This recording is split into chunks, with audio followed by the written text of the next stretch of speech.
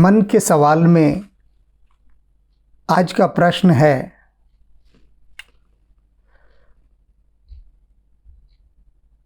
जिन सज्जन ने भेजा है वे धनवान हैं और यहाँ पर धनवान मन से आया प्रश्न है। बहुत गहराई से समझने वाला प्रश्न है। कम से कम उन लोगों को तो इस प्रश्न के उत्तर को बहुत मन से सुनना होगा जो धनवानों की श्रेणी में है। रिच कैटेगरी के जो पर्सनैलिटी हैं उन्हें इसे सुनना होगा, बहुत आवश्यक है। और जो धनी नहीं हैं, गरीब हैं, वे इस प्रश्न को सुने और अपने अपने मालिकों को भेज दें, जिससे उस भागती दौड़ती बदहवास जिंदगी के बीच में उन्हें कुछ सोचने समझने का अवसर मिले। तो हम प्रश्न पर आते हैं। प्रश्नकर्ता का नाम नहीं बता रहा हूँ, केवल उसका प्रश्न है। नाम से कोई अर्थ नहीं पड़ता, बात प्रश्न की है। प्रश्न पूरी मानव जाति का प्रश्न है। ये मेरे पास सब कुछ है। सब कुछ का मतलब सब कुछ। पैसा बेहिसाब है। इतना समझ लीजिए बेहिसाब से कि मुझे ही नहीं पता मेरे पास कितना पैसा है। मेरे अधीन मेरी फैक्ट्रियों में, कारखानों में, इंडस्ट्री में सैकड़ों लोग काम करते हैं। यानी जो भी कुछ हो सकता है इस दुनिया में ऐशो आराम का साधन, वो सब मेरे पास है। आप क्या मुझे ये बताएंगे कि इसके बाद भी मेरा मन दुखी क्यों रहता है, उदास क्यों रहता है, मेरा मन सुखी क्यों नहीं है? क्योंकि सुनने में तो यही आता है कि जिसके पास पैसा नहीं है वह आदमी दुखी है। और यदि यह बात सच है तो फिर मैं दुखी क्यों हूँ? कृपया मेरे मन के दुखी होने के कारण को आप बताइए।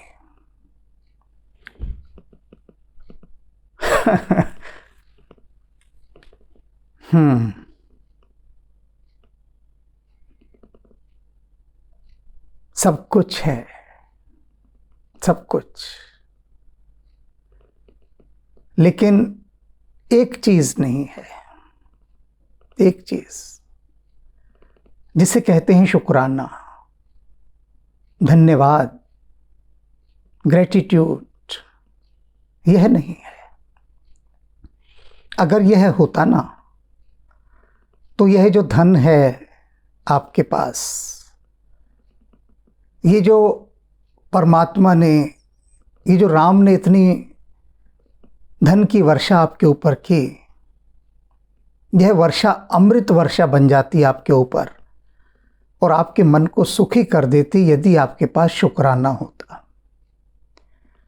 अब आप शुक्राने को समझ लीजिए, क्योंकि हो सकता है यह शब्द आपकी समझ में ना आ रहा हो, इसीलिए मैंने अंग्रेजी में ग्रेटिट्यूड बोल दिया है। निश्चित रूप से आपको अंग्रेजी बहुत अच्छी आती होगी, लेकिन अंग्रेजी अच्छी आने से भी ग्रेटिट्यूड शब्द समझ में नहीं आ सकता, और हिंदी अच्छी आने पर भी शुक्राना समझ में नहीं आ सकता, क्योंकि इन दोनों का ही संबंध समझ से नहीं है। ये समझ से बाहर की चीजें हैं। धन्यवाद, आभार, राम के प्रति आभार प्रकट किया कि उस राम ने आपको कितना दिया, असीम दिया। इतना दिया कि आपके शब्दों में ही कहा जाए तो स्वयं आपको ही नहीं पता कि आपके पास कितना पैसा है। अब इसी पैसे से आप सुख की सीढ़ी भी लगा सकते हैं। इसी पैसे से। कैसे? आपके अधीन न जाने कितने लोग ऐसे होंगे जिनका वेतन बहुत कम होगा, बहुत ही कम। क्योंकि जब आप इतनी इंडस्ट्रियों के मालिक हैं तो उस इंडस्ट्री में छोटे वर्कर भी होते होंगे जिनका वेतन कम है, और बड़े बड़े बोर्ड ऑफ डायरेक्टर्स भी होते होंगे जिनका वेतन बहुत अधिक है। तो एक प्रयोग बता रहा हूं, कर सकें तो। वैसे नहीं करेंगे मुझे मालूम है, असंभव है करना, लेकिन फिर भी क्योंकि आपने पूछा है कि मैं अपने इस दुखी मन को सुखी कैसे करूं, तो प्रयोग बता रहा हूं कि जिनका वेतन बहुत कम है ना, उनको 1-1 साल का बोनस दे दीजिए। 1 साल का, यानी 1 साल की तनख्वाह उनको यूं ही उपहार में दे दीजिए उन लोगों को, क्योंकि बहुत मुश्किल होता है बहुत कम वेतन में घर गृहस्थी को चला लेना। और आपने कहा है कि आपको खुद नहीं पता आपके पास कितना पैसा है, तो उस नदी में से अगर आप एक चुल्लू भर पानी अपने उन कम सैलरी वाले, कम वेतन वाले कर्मचारियों में बांट देंगे, चुल्लू भर पानी, तो आपको कुछ पता भी नहीं लगेगा। और वहां से जो दुआएं आपके लिए उठेंगी, वो दुआएं आपके दिल को सुकून देंगी, आपके हृदय को शांति देंगी। वे सभी लोग आपके कर्मचारी जब सुबह, शाम, रात जब भी राम का नाम लेंगे, तो राम का नाम लेते लेते वो आपका नाम भी जोड़ देंगे और राम जी से कहेंगे कि हे राम जी, हमारे मालिक को आप सुखी रखिए, उनके मन को प्रसन्न रखिए।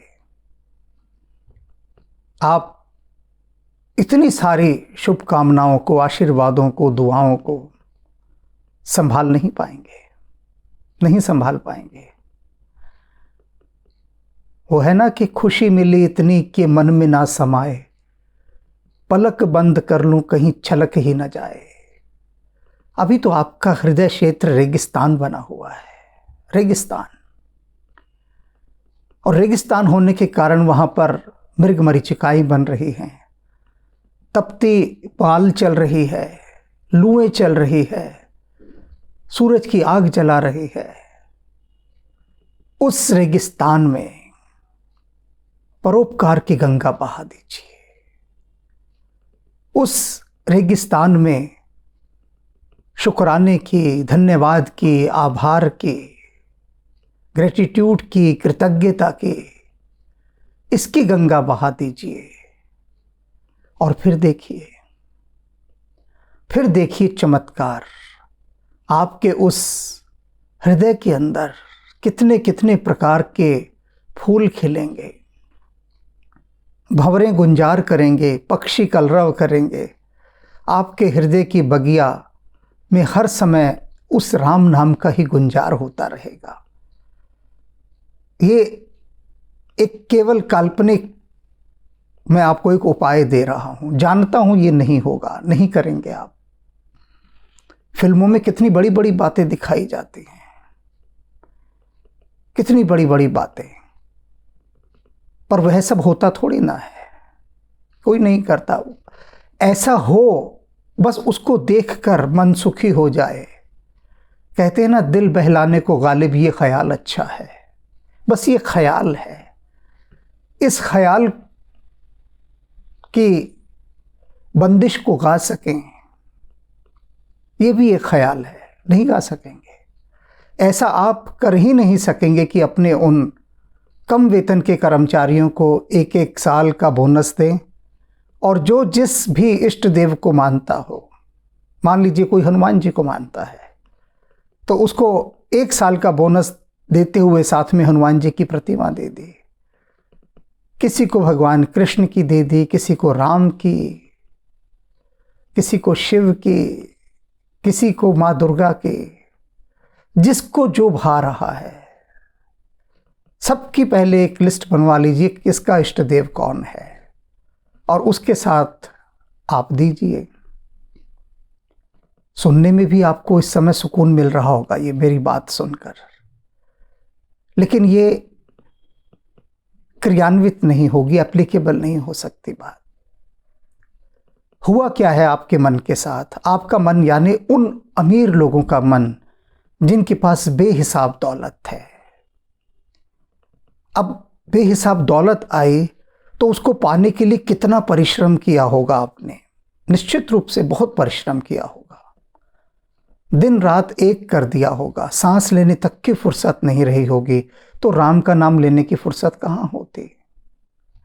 अब हुआ क्या कि भीतर का जो वैक्यूम था, जो शून्य था, वो भरना तो था राम के नाम से, राम की भक्ति से, ध्यान से। तो भीतर भक्ति तो आई नहीं, ध्यान तो आया नहीं, क्योंकि जीव की जो एकमात्र प्यास है, जीवात्मा की एकमात्र प्यास है राम, परमात्मा। खोज परमात्मा की है।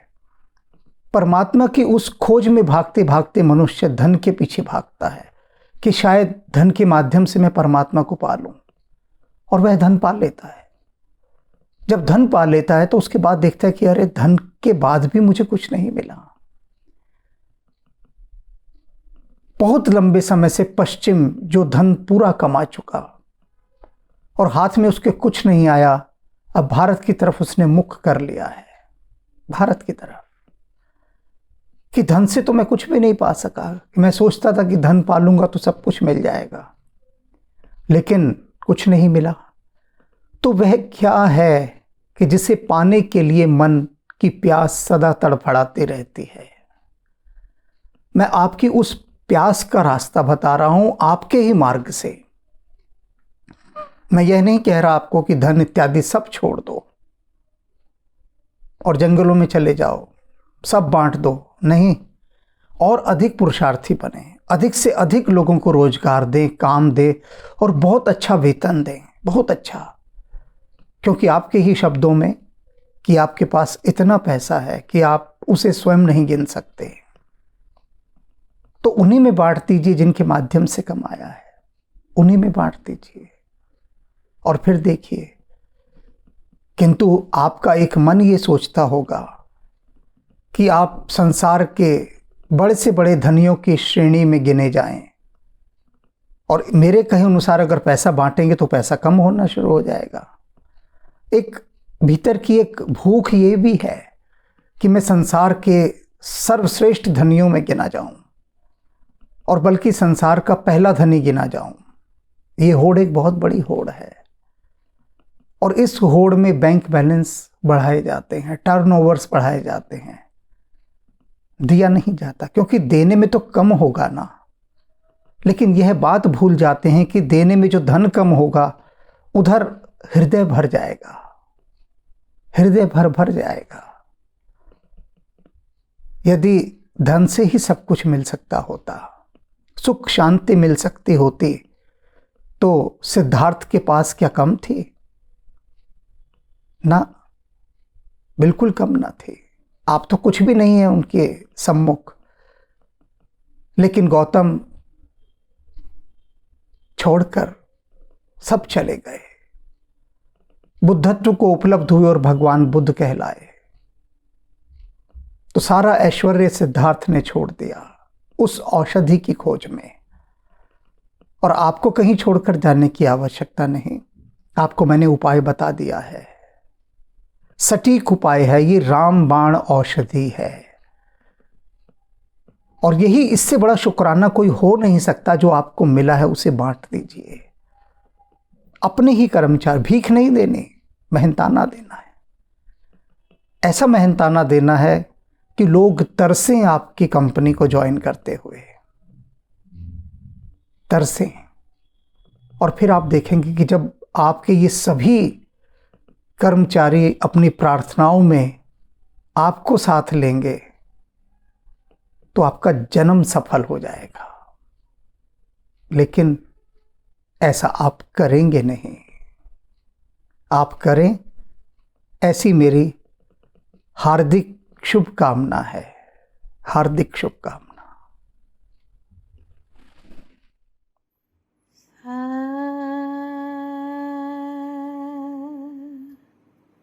शिवो शिवो शिव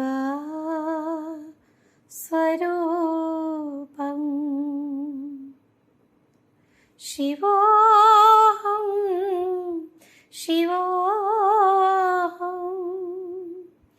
शिवा स्वरूपं नित्योऽहं शुद्धोऽहं बुद्धोऽहं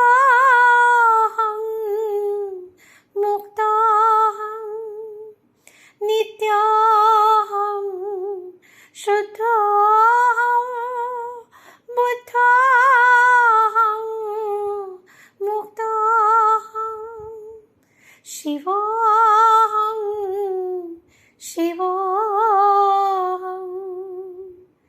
शिवा स्वरूपम्।